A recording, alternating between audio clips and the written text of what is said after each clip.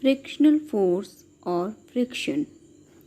Children, you must have seen that the ball moving on the ground stop after covering some distance without touching or stopping it. Why it is happen?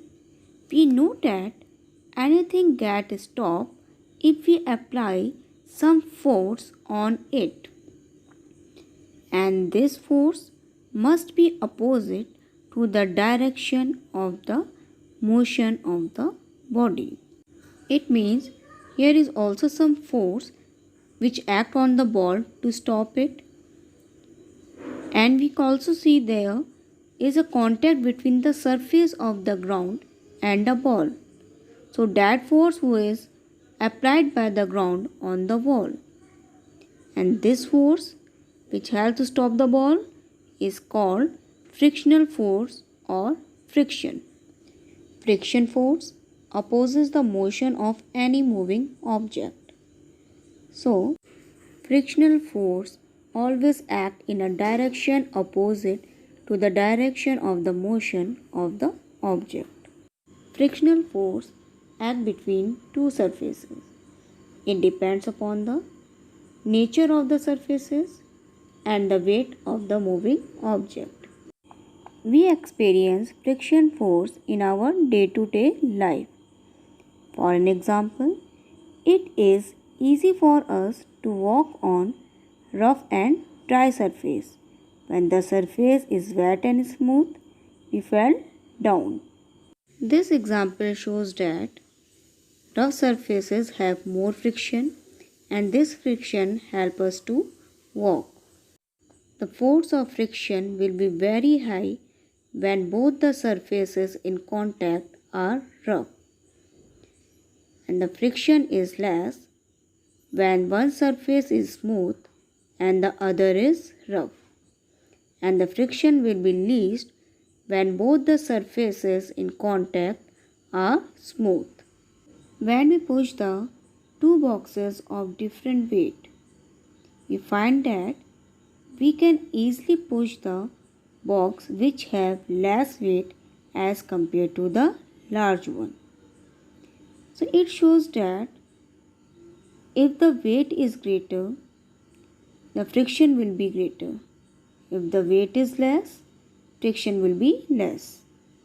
If we take two boxes of same weight and place it on the ground in such a way that the area in contact of the first box with the surface is more as compared to the area in contact of the second box, you must feel that we require a same amount of force to move both the boxes.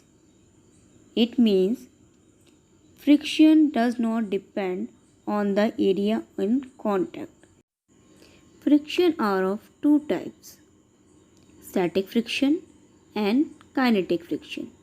Static friction, the word static means not moving.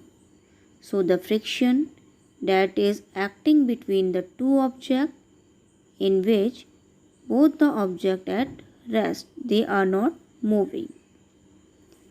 In kinetic friction, kinetic means moving. So when we apply a force on any object to overcome it static, when the object starts moving, then it's called kinetic friction. Kinetic friction is of two types: sliding friction and rolling friction. As its name sliding, when we slide an object on the surface, the friction is produced, and this friction is called sliding friction. As we know that friction increases with the weight of the object, so it is easy to slide a lightweight object as compared to slide a heavyweight object. So we find difficulty to slide heavy objects. Next is rolling friction. As its name rolling, when we roll an object on the surface, moving a car on a wheel or moving a cycle on the surface. So here a friction occurs between the wheel of the cycle and the surface of the road. So that's why it is calling rolling friction. Rolling friction is less than sliding friction. To understand this, we find difficulty to slide a heavy suitcase. When we provide a wheel to this suitcase, it is easy to move it. So why it is so? Because on providing wheels, the rolling friction comes to play, and this friction is less than the sliding friction. So we can easily move the suitcase with the wheel.